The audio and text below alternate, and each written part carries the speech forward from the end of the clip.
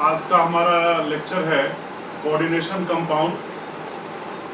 और coordination compound में हम लोग आज इसको 12th के लिहाज से भी डिस्कस करेंगे और बीएससी पार्ट 2 के सिलेबस में भी ये दिया हुआ है।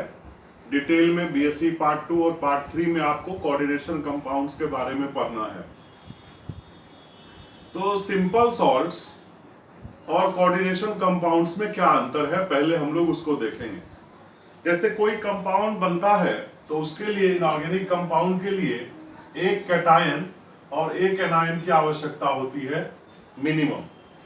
तो जैसे हमारा सोडियम का एक कंपाउंड है Na प्लस SO4 2-, ये एक एनायन है। इसका जब संयोग होगा तो ये जो कंपाउंड बनेगा सोडियम सल्फेट, ये Na2SO4 है, इसको हम लोग सिंपल कंपाउंड कहते हैं।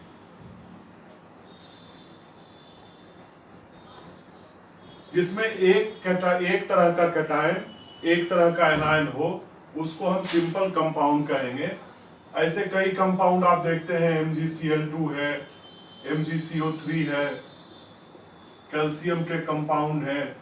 ऐसे आपने हजारों कंपाउंड्स का नाम, उसका फॉर्मूला आपने स्कूल्स में पढ़ा होगा। लेकिन कुछ कंपाउंड ऐसे होते हैं जिसमें एनायंस नॉर्मल एनायंस नहीं होते हैं, वो कॉम्प्लेक्स नेचर के होते हैं। यानी कि उसमें ना केवल नॉन मेटल्स एनायन के रूप में मौजूद होते हैं, बल्कि कुछ मेटल्स भी उसके अंदर मौजूद होते हैं। जैसे आपने पढ़ा होगा कहीं नाम पोटासियम फेरोसाइनाइड का।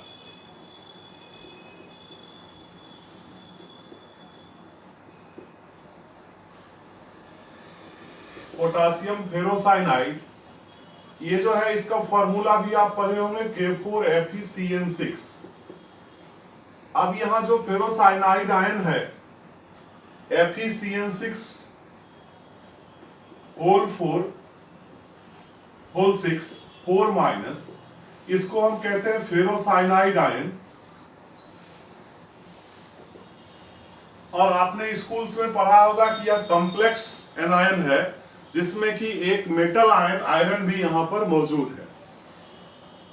तो इस तरह के कंपाउंड्स कैसे बनते हैं, या आपने एक डबल सॉल्ट्स भी पढ़ा होगा।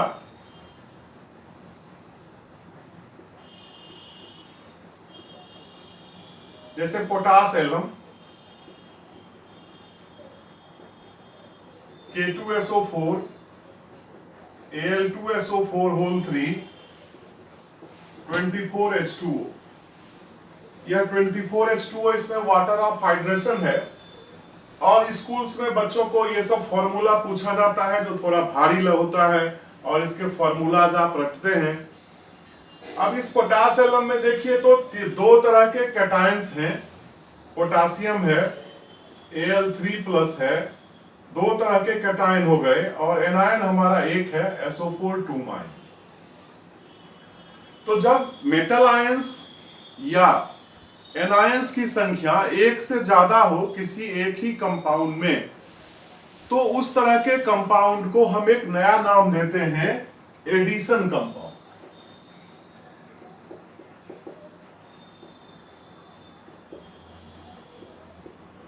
एक नया नाम दिया गया, एडिशन कंपाउंड और सिंपल कंपाउंड। तो सबसे पहले इनऑर्गेनिक कंपाउंड्स को हम लोगों ने दो भाग में बांटा।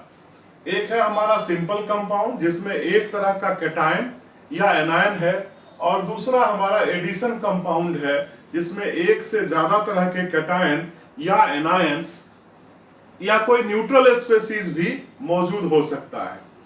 तो इसको हम लोग एडिशन कंपाउंड कहेंगे। अब एडिशन कंपाउंड को दो भाग में बांटा जाता है।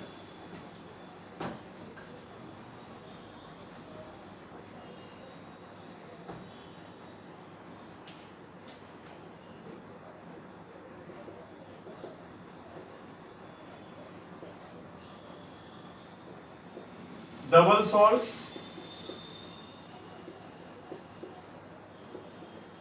और कॉम्प्लेक्स कंपाउंड्स, या इन्हीं का नाम कोऑर्डिनेशन कंपाउंड बाद में दिया गया। डबल सॉल्ट्स में ज्यादातर हमारे एलम्स हैं या मोर सॉल्ट है। कुछ उदाहरण मैं आपको बता देता हूं, जैसे एक मैंने अभी लिखा था पोटास एलम,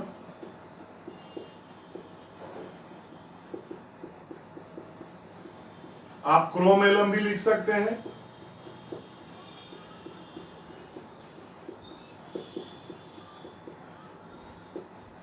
या मोर सॉल्ट है,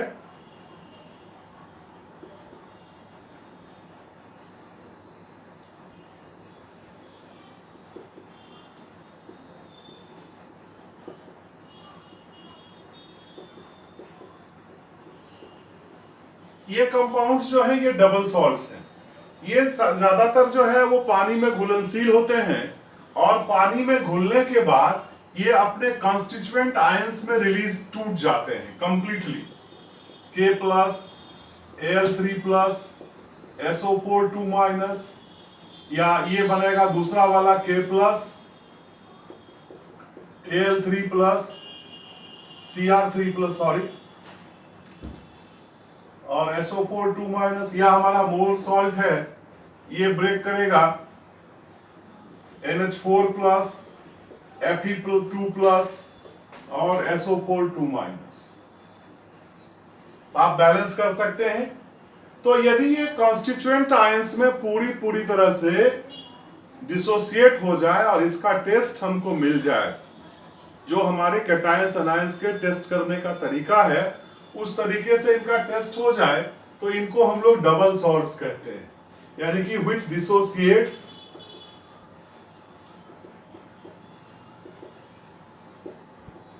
completely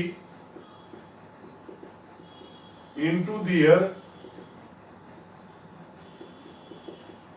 constituent ions। इसके दूसरे तरफ जो हमने कोऑर्डिनेशन कंपाउंड लिखे हैं, इनमें कंप्लीट डिसोसिएशन नहीं होता है।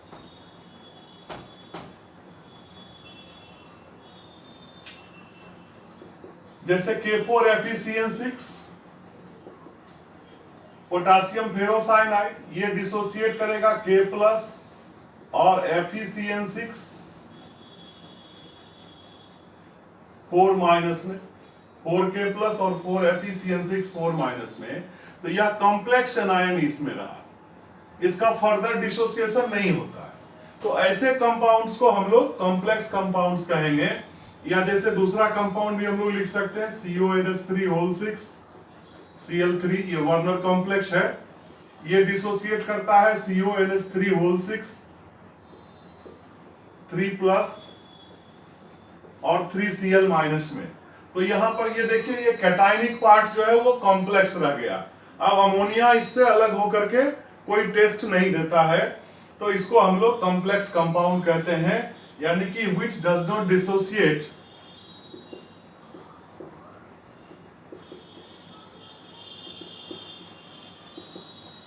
completely into their constituent ions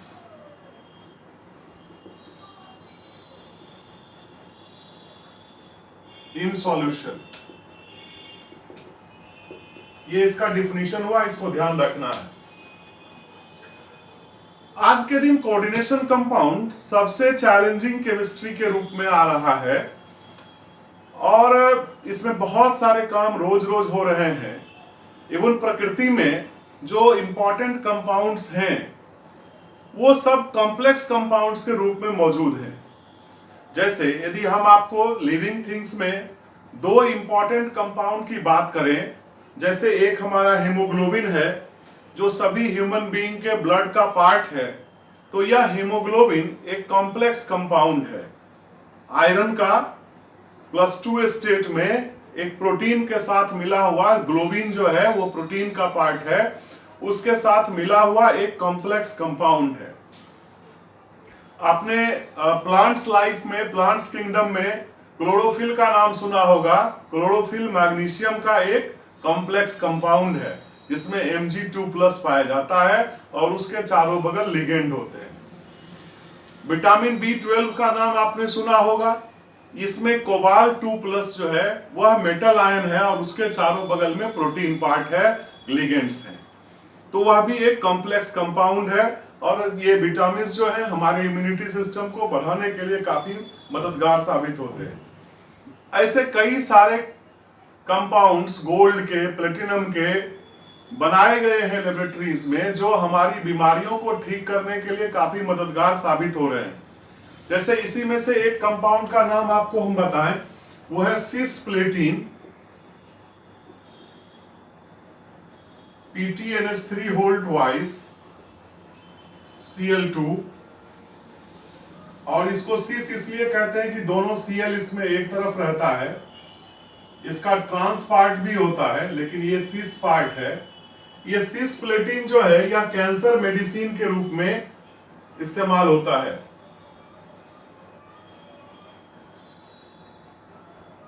अस्सी के दशक के बाद कैंसर का इलाज संभव होने लगा और वह इसी कैंसर सिस्प्लेटिन नामक दवा से शुरू हुआ और आज के दिन हमारे पास सैकड़ों, 100 से ज्यादा प्लेटिनम या पैलेडियम के कॉम्प्लेक्सेस हैं जो अलग अलग तरह के कैंसर में प्रयोग किए जाते हैं केमोथेरेपी ट्रीटमेंट के लिए, और इससे पेशेंट्स को काफी राहत मिलती है। तो रिसेंट टाइम में कोऑर्डिनेशन कंपाउंड मेडिसिनल साइंस में ड्रग के डिजाइन में काफी महत्वपूर्ण साबित हुआ है। तो इसको इस लिहाज से भी इस चैप्टर को पढ़ना काफी महत्वपूर्ण होगा, काफी हेल्पफुल होगा और आपको साइंस समझने में सुविधा होगी। तो सबसे पहले हम कोऑर्डिनेशन कंपाउंड्स के कुछ टर्मिनोलॉजीज को डिस्कस करने जाएंगे।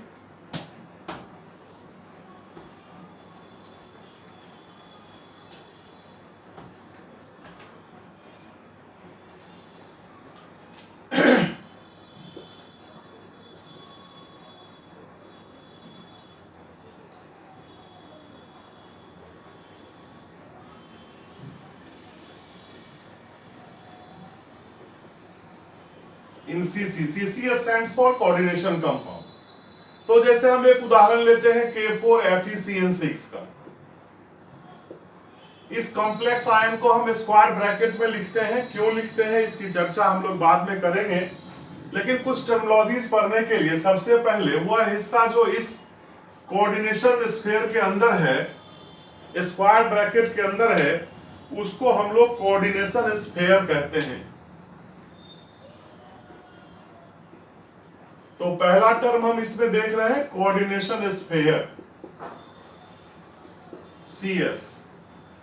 CS मींस वह हिस्सा जो इंटैक्ट रहता है, जिसमें एक से ज्यादा तरह की स्पेसीज मौजूद हैं और वह जो इंटैक्ट रहता है उसको हम लोग कोऑर्डिनेशन स्फीयर कहते हैं। यहां पर एपिस ये हमारा हिस्सा जो है ये कोऑर्डिनेशन स्फीयर हो गया CS। अब इसके बाहर जो आयन है इसको हम लोग कहते हैं काउंटर आयन। जैसे इसमें पोटेशियम आयन जो है K+, ये काउंटर आयन हुआ। यदि एक दूसरे तरह का स्पेसीज हम लिखते हैं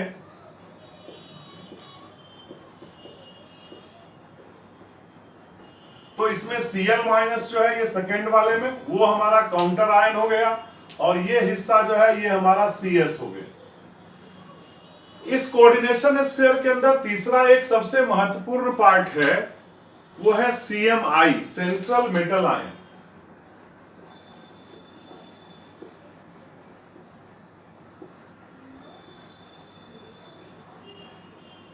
CMI जैसे यहां पर आयरन 2+ CMI है, दूसरे कॉम्प्लेक्स में हमारा कोबाल्ट 3+, ये हमारा CMI है।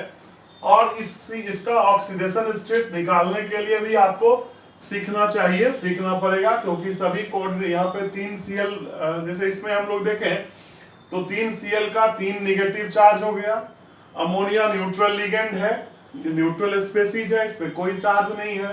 तो इस 3 निगेटिव चार्ज के लिए बैलेंस करने के लिए 3 पॉजिटिव चार्ज कोबाल्ट पे आया तो कोबाल्ट 3+ हुआ। उसी तरह से यहाँ पे 4 पॉजिटिव चार्ज पोटेशियम पे हुआ, 6 साइनाइड का 6 निगेटिव चार्ज हो गया। तो बैलेंस करने के लिए हमको आयरन पर 2 पॉजिटिव चार्ज चाहिए, तो यहाँ आयरन का स्टेट +2 हो गया। तो ये हमारा सेंट्रल मेटल आयन हुआ। तो सेंट्रल मेटल आयन को इस कोऑर्डिनेशन स्फीयर में सबसे पहले हम लोग लिखते हैं, ये ध्यान देना है, कोऑर्डिनेशन स्फीयर में सबसे पहले सेंट्रल मेटल आयन लिखा जाता है। और तीसरा जो स्पेसीज, इसके बाद जो चौथा टर्मिनोलॉजी हम लोग यूज करते हैं वो है लिगेंड।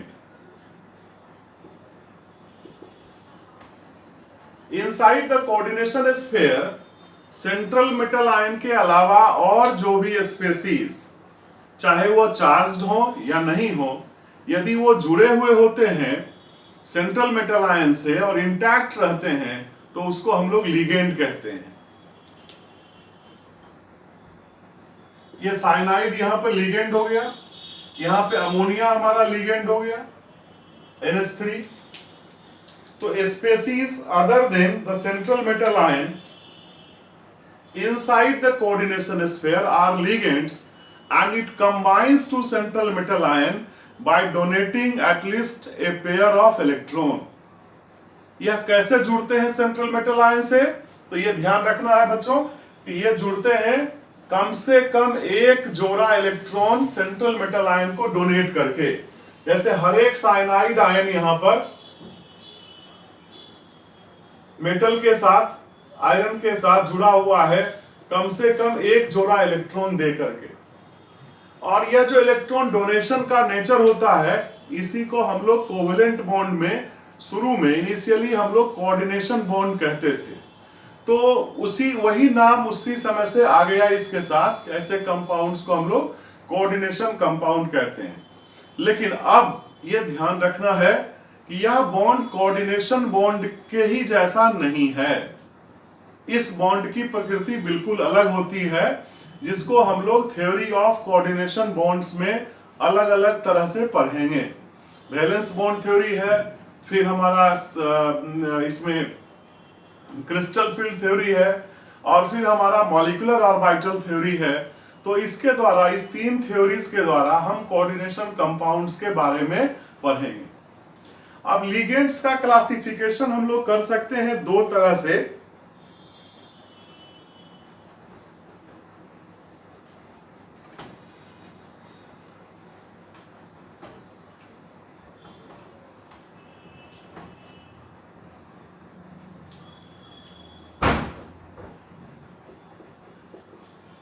क्लासिफिकेशन ऑफ लिगेंड्स, इसके दो तरीके हैं। A, based on the charge.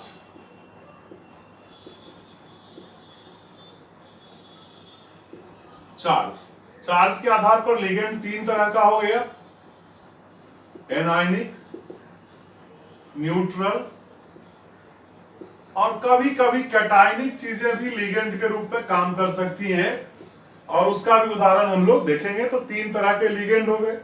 ज्यादातर लिगेंड्स एनायनिक हैं, किसी भी बुक में पूरा चार्ट बना हुआ, जैसे Cl-, Br-, I-, SO4 2-, CO3 2-, oxalate हमारा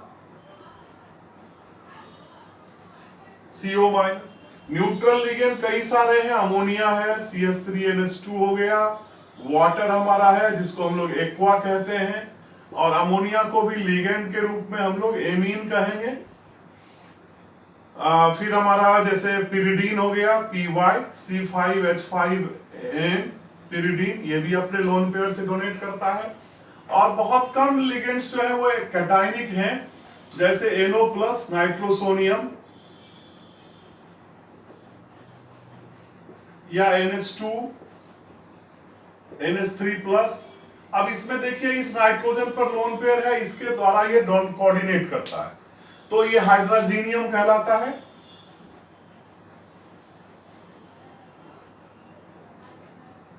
तो इस तरह से तीन तरह के लिगेंड्स हो गए, एनायनिक, न्यूट्रल और कैटायनिक लिगेंड्स। अब आप थोड़ा सा, चूंकि ये लेक्चर यूट्यूब मोड में जाता है, ऑनलाइन मोड है, आपको टेक्स्ट बुक जरूर पढ़ना है, और एनसीईआरटी तो कम से कम 12th के हर एक स्टूडेंट्स के पास होगा ही, या जो सीनियर स्टूडेंट्स हैं उनके पास भी है।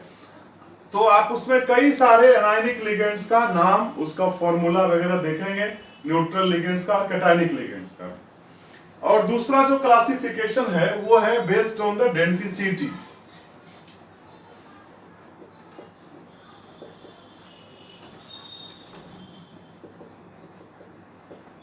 अब ये डेंटिसिटी टर्म जो है ये थोड़ा सा सुनने में अलग जैसा लगता है कि ये डेंट का डेंटिसिटी, डेंटिस्ट का मतलब तो दांत के डॉक्टर्स होते हैं, तो यहाँ दांत का कहां से सवाल आ गया?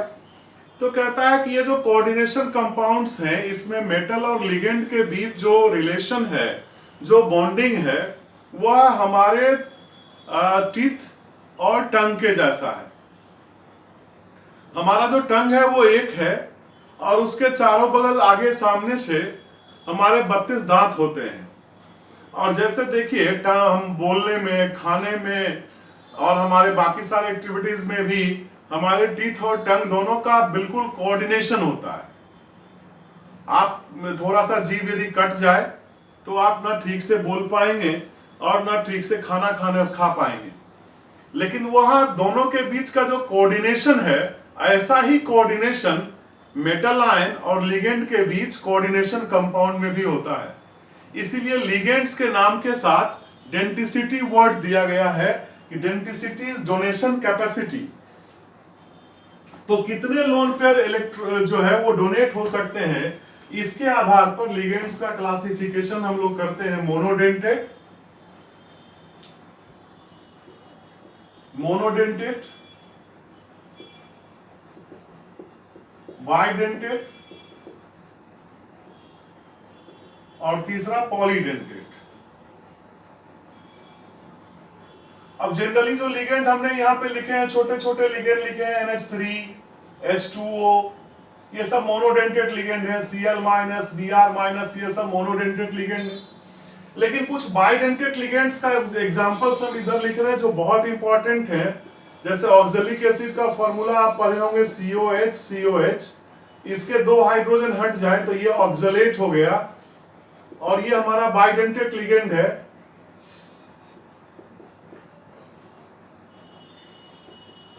ये देखिए 2 निगेटिव चार्ज से मेटल के द्वारा कोऑर्डिनेटेड हो सकता है, तो इसको हम लोग बाइडेंटेट लिगेंड कहते हैं। ये ध्यान देना है। यहाँ डोनेशन को हम लोग लाल से दिखा देते हैं, ये बाइडेंटेट हो गया। ऑक्जेलेट आयन जो है एनायनिक है लेकिन बाइडेंटेट है। इसी तरह से हमारा दूसरा है इथिलीन डायमीन।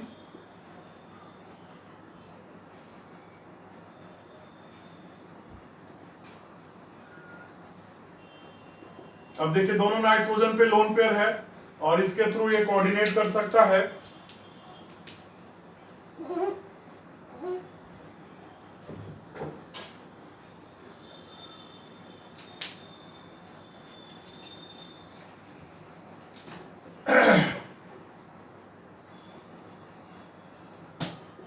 ये EN से लिखा जाता है, इथिलीन डायमीन।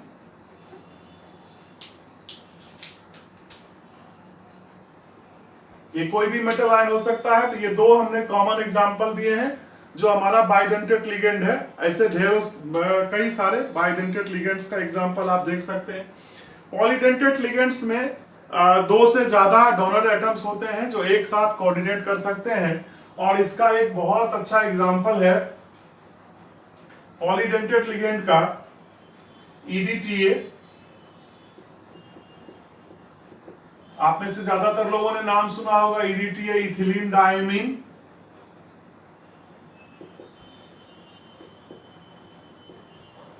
Tetra acetate.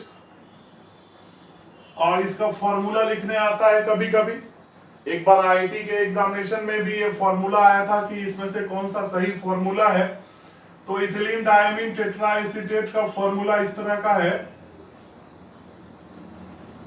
ये देखिए जैसे हमारा CH2NH2NH2 है, वैसे ही यहाँ पे हाइड्रोजन के जगह पे एसीटेट आयन ये डाल देना है।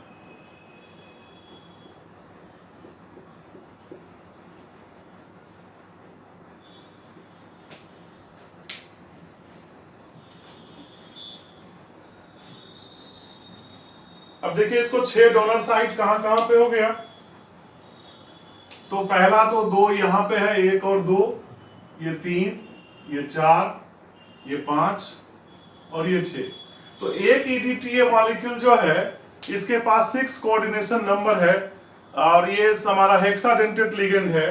तो यदि हम लोग MgEDTA का कॉम्प्लेक्स लिखे हैं, इसे MgEDTA,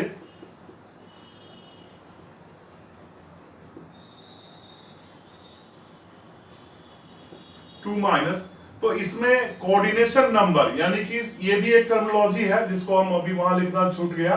तो कोऑर्डिनेशन नंबर क्या होता है कि number of equivalent monodentate ligand, number of equivalent monodentate ligand.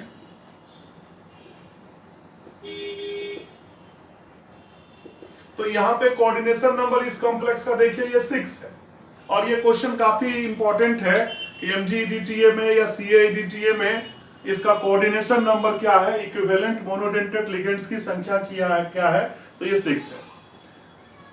तो आज के दिन हम लोगों ने कोऑर्डिनेशन केमिस्ट्री का इंट्रोडक्शन किया है, और आप इस टॉपिक को अच्छे से पढ़ना शुरू करें, और it's a very very interesting topic for every students who are pursuing the higher education. Thank you very much.